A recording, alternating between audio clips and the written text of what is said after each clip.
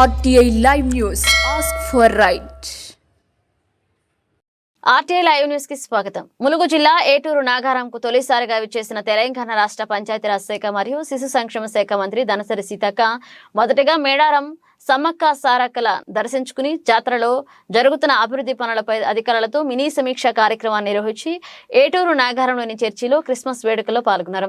ఇక తదనంతరం మీడియా సమావేశంలో మాట్లాడుతూ కాంగ్రెస్ పార్టీ ఎన్నికల మేనిఫెస్టో 6 హామీలపై మాట్లాడుతూ ఈ నెల 28వ తేదీన తెలంగాణ రాష్ట్ర వ్యాప్తంగా అన్ని గ్రామ పంచాయతీలలో ఇందిరమ్మ ఇండ్లు, మహాలక్ష్మి పథకం, కొత్త గ్యాస్ కనెక్షన్లు, కొత్త ఫంక్షన్స్ కొరకు అందరూ కూడా నేరుగా దరఖాస్తు చేసుకోవాలని, మధ్య దళారులను ఎవరిని నమ్మవద్దని, మీరు చేస్తున్న దరఖాస్తులను క్షేత్రస్థాయిలో పరిశీలించి అర్హులైన లబ్ధిదారులందరికీ ఈ యొక్క పథకాలను అందజేస్తామని తెలియజేశారు.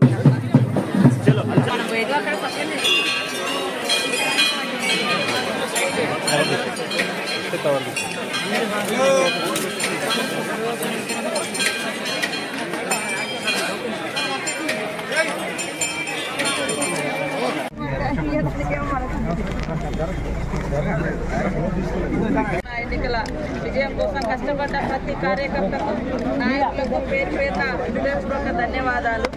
మరి ఈరోజు అనుకోకుండానే రావడం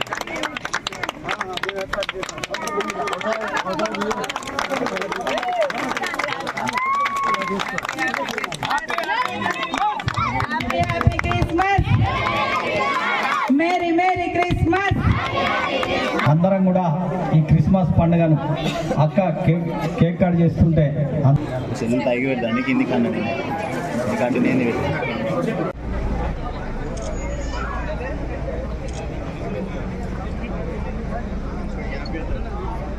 వర్గంలోని శ్రీ సమ్మక్క సారలమ్మలో ఉన్నటువంటి జాతర ఉన్నటువంటి సందర్భంలో మరి ఏర్పాట్లకు సంబంధించినటువంటి పోలీస్ అధికారులతో ఈరోజు ఆ స్పాట్స్ అన్నీ కూడా ఏదేది ఇంపార్టెంట్ ప్లేసెస్ ఉన్నాయో వాటన్నింటిని కూడా మరి పరిశీలించి ఎస్పీ గారు, అక్కడ ఉన్నటువంటి ఏఎస్పీ గారు, ఇతర అధికారులు, మరి రెవెన్యూ అధికారులతో కూడా చిన్నపాటి అంటే ఫీల్డ్ విజిట్ పెట్టుకోవడం జరిగింది. ఆ తర్వాత ఏటూరు నాగారంలో మరి గత 3 రోజుల క్రితము ఒకే ఫ్యామిలీకి సంబంధించినటువంటి 5గురు మరణించడం జరిగింది. వారి కుటుంబాలను పరామర్శిస్తూ వారికి అన్ని రకాలుగా మరి ఆ దేవుడు మనమందరం అండగా ఉండాలని తెలియజేస్తూ కొంత సహకారాన్ని కూడా చేస్తూ ఇక్కడ రావడం జరిగింది. ముఖ్యంగా ములుగు ప్రాంతం మీకు అందరూ తెలుసు, చాలా వెనుకబడ్డటువంటి ప్రాంతం, అడవులు ఉన్నటువంటి ప్రాంతం, వనరులు ఉన్నటువంటి ప్రాంతం.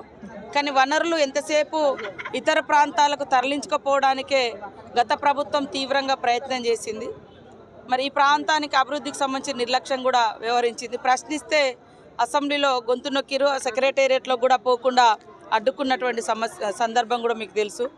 ఏది ఏమైనా ఈ నియోజకవర్గాన్ని ఇతర ప్రాంతాలతో మరి పోటీ పడుతూ అభివృద్ధి పదంలో తీసుకెళ్లడం కోసం అనునిత్యం ప్రతి క్షణం ఈ ప్రాంత అభివృద్ధితో పాటు రాష్ట్రంలో ఉన్నటువంటి నా బాధ్యతలను కూడా నేను సక్రమంగా నిర్వర్తిస్తూ రాష్ట్రంలో అనేక శాఖలు మా డిపార్ట్మెంట్లో ఉండడం జరిగింది. Panchayati Raj and women and child development సంబంధించి రూరల్ వాటర్ సప్లై, తర్వాత రూరల్ డెవలప్మెంట్ ఉంది. కాబట్టి తప్పకుండా ఈ ప్రాంతాన్ని మరి అందరి యొక్క సహాయ సహకారాలు, సూచనలతోటి, ప్రజల యొక్క సూచనలు, మేధావుల యొక్క ఆలోచన, ఇక్కడ స్థానిక అధికారుల యొక్క సహకారంతో, ప్రజల యొక్క సహకారంతో, ప్రజల యొక్క విన్నపాలను పరిశీలనలో తీసుకొని తప్పకుండా అభివృద్ధి పదంలోకి తీసుకొస్తాం. ప్రజలందరి యొక్క సపోర్టు, సహకారం కావాలని కోరుకుంటా ఉన్నాం. అదేవిధంగా ఫారెస్ట్ సమస్యలు అనేవి ఇంకా వెంటాడుతున్నాయి. ఇందిరమ్మ అభయహస్తం కింద 6 గ్యారంటీలు ఏదైతే కాంగ్రెస్ పార్టీ ఇచ్చిందో ఆ 6 గ్యారంటీల అమలు కోసం 28వ తారీఖు నాడు ప్రతి గ్రామ పంచాయతీలలో మరి సమావేశాలు ఏర్పాటు చేసి ప్రజల దగ్గర నుంచి అప్లికేషన్లు తీసుకోవడం జరుగుతుంది. దాంట్లో ఇందిరమ్మ ఇల్లు కానీ, అదేవిధంగా పెన్షన్కి సంబంధించి కానీ, ఇంకా 2500 మహిళలకు సంబంధించి కానీ, గ్యాస్ కనెక్షన్ కానీ వాళ్ళ అప్లికేషన్లన్నీ కూడా తీసుకోవడం జరుగుతుంది. ప్రతి ఒక్కరు కూడా మరి అర్హులైనటువంటి వాళ్ళు అప్లికేషన్ చేసుకోవాలని, ముఖ్యంగా పేద వాళ్ళకు సంబంధించినటువంటి వాళ్ళు అప్లికేషన్ చేసుకోవాలని కూడా ఈ సందర్భంగా తెలియజేస్తూ ఉన్నాం. ఇచ్చిన తెలంగాణలో ప్రజల యొక్క బతుకులు ఏ మేరకు బాగున్నాయి, అప్పులు ఎట్లున్నాయి, వాళ్ళని ఏ రకంగా ప్రజలకు కావాల్సినటువంటి కనీస అవసరాలు తీర్చకుండా మీ అవసరాలు తీర్చుకున్నారనేటువంటి విషయాన్ని స్పష్టం చేయడం కోసమే మనం ఎక్కడి నుంచి స్టార్ట్ అవుతున్నామో ఆ రోజు నుంచి శ్వేతపత్రం విడుదల చేసారు. వాళ్ళట శ్వేతపత్రం అంటే ఇట్లా చెమటోడ్చిన కష్టపడ్డారట. ఏడ చెమటోడి కష్టపడ్డరా? ఎవరైనా చనిపోయారా? మీ కుటుంబాలలో ఎవరైనా జైలుకు పోయిరా? పిల్లలు చనిపోయిన పిల్లలు చనిపోయారు. ఇప్పటికి కూడా ఇల్లు లేని వాళ్ళు ఎంతోమంది లక్షల మంది ఉన్నారు. ఇల్లు కనీసం ఇల్లు ఇవ్వలేకపోయారు మీరు.